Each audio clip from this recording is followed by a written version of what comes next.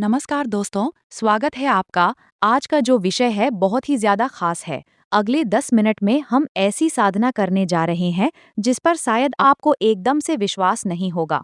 हाँ, आपने बिल्कुल सही सुना। हम प्राचीन भारत का ऐसा साधना करने जा रहे हैं जो आप सिर्फ सुनकर कर सकते हैं। ये कोई हवाई बातें नहीं हैं।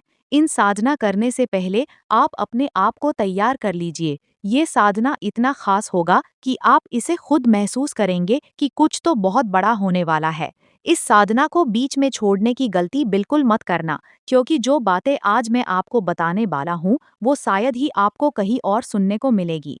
आपके मन में कई सवाल होंगे कि आखिर साथ ही हमेशा ऐसा क्यों होता है? मेरी मेहनत का फल मुझे कब मिलेगा? मेरी इतनी परेशानियां आखिर कब खत्म होगी? इन सारे सवालों के जवाब आज आपको इस साधना में मिलने वाले हैं। बस आराम से बैठिए और मेरी हर एक बात को गहराई से महसूस करिए। गहरी, लंबी और शांत सांस लीजिए। अपनी आंखें धीरे से बंद कर लीजिए और अपने भीतर उतरने की अनुमति दीजिए। कल्पना कीजिए कि समय का चक्र पीछे घूम रहा है और आप आधुनिक युग के कोलाहल से बहुत दूर, हजारों वर्ष पूर्व के प्राचीन भारत की पावन भूमि पर पहुंच चुके हैं। चारों ओर एक अनंत सन्नाटा है, एक ऐसा सन्नाटा जो मन को भीतर से झंकृत कर देता है। आप स्वयं को हिमालय की एक ऐसी कंदरा में पाते हैं जहां तक कभी कोई साधारण मनुष्य नहीं पहुंच सका।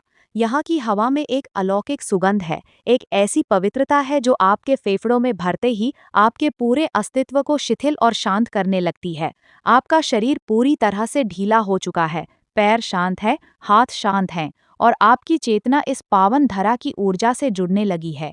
अब आपकी अंतर्दृष्टि के सामने आदि ऋषियों की वो दिव्य छवि उभरने लगती है जिन्होंने इस सृष्टि में सबसे पहली बार साधना का मार्ग खोजा था। वे ऋषि विशाल वट वृक्ष के नीचे कुशा के आसन पर पूरी तरह से अचल, स्थिर और मौन बैठे हैं। उनके चेहरे पर एक असीम शांति है जो ब्रह्मांड के रहस्यों को स्वयं में समेटे हुए है। उनका शरीर मिट्टी का नहीं बल्कि साक्षात तेज और प्रकाश का बना हुआ प्रतीत होता है।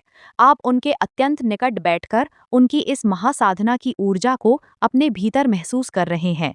आपके भीतर का सारा तनाव, सारी चिंताएं और सारे विचार इस दिव्य उपस्थिति मात्र से पिघलकर समाप्त हो रहे हैं। आप पूरी तरह से सुरक्षित हैं, पूरी तरह से शांत हैं और इस परम ध्यान की अवस्था में गहराई से उतरते जा रहे हैं। इस प्रथम साधना का आरंभ ऋषियों ने सांसों के उस सूक्ष्म खेल से किया था जिसे आज हम प्राणायाम कहते हैं। लेकिन उस समय ये केवल एक क्रिया नहीं बल्कि अनंत से जुड़ने का एक सेतु था। ऋषि अपनी नासिका से उस प्राणवायु को भीतर खींचते हैं जो संपूर्ण ब्रह्मांड की जीवन शक्ति है। जैसे ही वे सांस भीतर लेते हैं, ब्रह्मांड का सारा चैतन्य उनके भीतर समा जाता है, और जब वे सांस बाहर छोड़ते हैं तो अहंकार, काल और सीमाओं का विसर्जन हो जाता है। आप भी ऋषियों के साथ अपनी सांसों को जोड़ लीजिए। एक गहरी सांस भीतर खींचिए और महसूस कीजिए कि एक दिव्य प्रकाश आपके भीतर प्रवेश कर रहा है। कुछ क्षण रुकिए और फिर धीरे धीरे सांस को बाहर छोड़ते हुए स्वयं को पूरी तरह से शून्य में समर्पित कर दीजिए। हर आती जाती सांस के साथ आप गहरे और बहुत गहरे ध्यान में उतरते जा रहे हैं। सांसों की इस निरंतर गति के बीच ऋषियों ने अपने अंतःकरण में उस आदि ध्वनि को सुना जो इस सृष्टि के निर्माण से भी पहले विद्यमान थी। वो ध्वनि थी ओम। ये कोई साधारण शब्द नहीं था, बल्कि शून्य से फूटने वाली ब्रह्मांड की पहली धड़कन थी। ऋषियों के भीतर से ये नाद अत्यंत धीमे, गहरे और गूंजते हुए स्वर में प्रकट होने लगा। अ, उ, म की इस ध्वनि ने अंतरिक्ष के सूक्ष्मतम कणों को स्पंदित कर दिया। जब आप इस क्षण में ऋषियों के साथ उस आदि नाद को सुनते हैं तो आपके मस्तिष्क की कोशिकाएं शांत होने लगती हैं। विचारों का तूफान थम जाता है और केवल एक ही तरंग शेष रह जाती है। आपके भी संक्षिप्त व अंधकार दूर हो रहा है और इस ध्वनि की गूंज से आपका हृदय कमल खिलने लगा है। आप पूरी तरह से इस दिव्य नाद में विलीन हो रहे हैं। ऋषियों की इस प्रथम साधना का मुख्य केंद्र बिंदु था धारणा, यानी अपनी चेतना को एक ही बिंदु पर पूरी तरह से केंद्रित कर देना। उन्होंने अपनी बंद आंखों के पीछे भ्रुकुटी के मध्य में स्थित अपने आज्ञा चक्र पर ध्यान को केंद्रित किया। वहां एक सूक्ष्म नीले रंग का प्रकाश टिमटिमा रहा था, जो कि आत्मा का द्वार है। जैसे जैसे ऋषियों का ध्यान उस बिंदु पर गहरा होता गया, वो छोटा सा प्रकाश बिंदु एक प्रचंड, शीतल और जाज्वल्यमान सूर्य के रूप में बदलने लगा। आप भी अपने भीतर उस तीसरे नेत्र के स्थान पर ध्यान लगाइए। महसूस कीजिए कि ऋषियों के तप की ऊर्जा आपके आज्ञा चक्र को जागृत कर रही है। वहाँ एक असीम शांति का अनुभव हो रहा है, एक ऐसा प्रकाश जो आंखों को चुंधियाता नहीं बल्कि आत्मा को तृप्त करता है। आपकी बुद्धि अब शांत हो चुकी है और अंतःप्रज्ञा जाग रही है। इस ध्यान की गहराई में ऋषियों ने अनुभव किया कि उनका ये भौतिक शरीर केवल एक आवरण है, एक वस्त्र है जिसे आत्मा ने धारण किया है। उन्होंने अपनी चेतना को शरीर की सीमाओं से बाहर फैलाना शुरू किया। वे देख रहे थे कि कैसे उनकी त्वचा की सीमाएं समाप्त हो रही हैं और वे अपने आसपास की वायु, वृक्षों, पत्थरों और नदियों के साथ एक हो रहे हैं।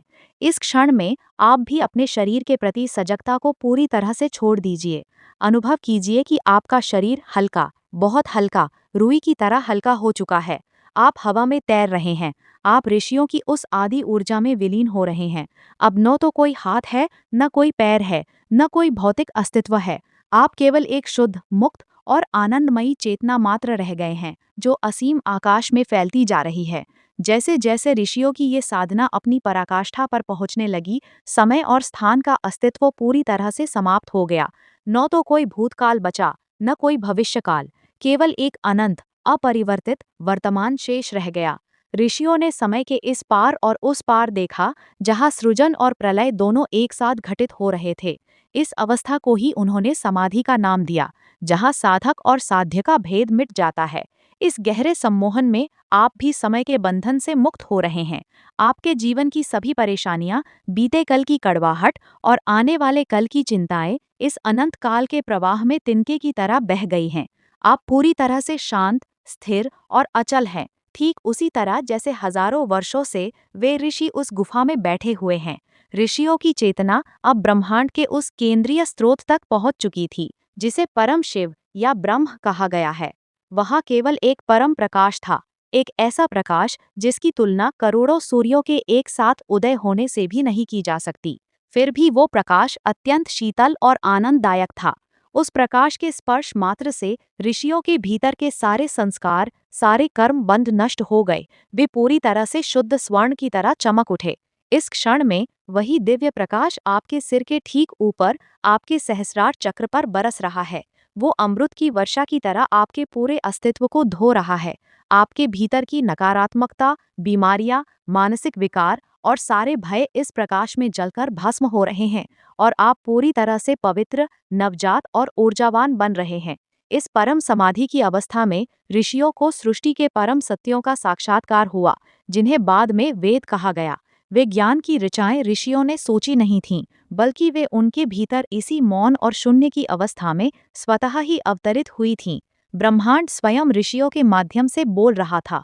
ज्ञान का वो आदि स्रोत आज आपके भीतर भी मौन रूप में प्रकट हो रहा है। आपको किसी प्रश्न का उत्तर ढूंढने की आवश्यकता नहीं है, क्योंकि इस परम मौन में सभी उत्तर पहले से ही मौजूद हैं।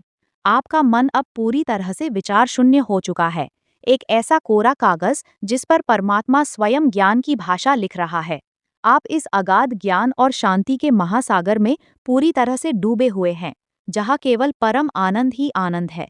अब वो समय आ रहा है जब ऋषियों ने अपनी चेतना को उस परम शून्य से धीरे धीरे पुनः इस भौतिक संसार की ओर मोड़ना शुरू किया। लेकिन अब वे पहले जैसे नहीं रहे थे। वे अब मुक्त पुरुष थे, जिन्होंने जीवन और मृत्यु के रहस्य को जान लिया था। उन्होंने जब अपनी आंखें खोली तो उनकी आंखों में संपूर्ण ब्रह्मांड के लिए केवल करुणा और प्रेम था। अब आप भी अत्यंत धीरे धीरे, बिना किसी जल्दबाजी के, ऋषियों के इस पावन आशीर्वाद को अपने हृदय में समेटते हुए अपनी चेतना को वापस अपने शरीर में लाना शुरू करेंगे। महसूस कीजिए कि वो आदि साधना की दिव्य ऊर्जा, वो ओम की गूंज और वो शीतल प्रकाश अब आपके भीतर हमेशा के लिए स्थापित हो चुका है। जब मैं 5 से 1 तक गिनूंगा, तब आप पूरी तरह से जागृत, तरोताजा और असीम शांति के साथ अपनी आंखें खोलेंगे। 5. अपने शरीर के प्रति सजग हो जाइए। 4. अपने हाथों और पैरों की उंगलियों को धीरे से हिलाइए। 3. एक गहरी और आनंदमयी सांस लीजिए। 2. अपने चेहरे पर एक सुंदर मुस्कान आने दीजिए। और 1. अत्यंत धीरे से अपनी आंखें खोल लीजिए। आप पूरी तरह से जागृत और रूपांतरित हैं।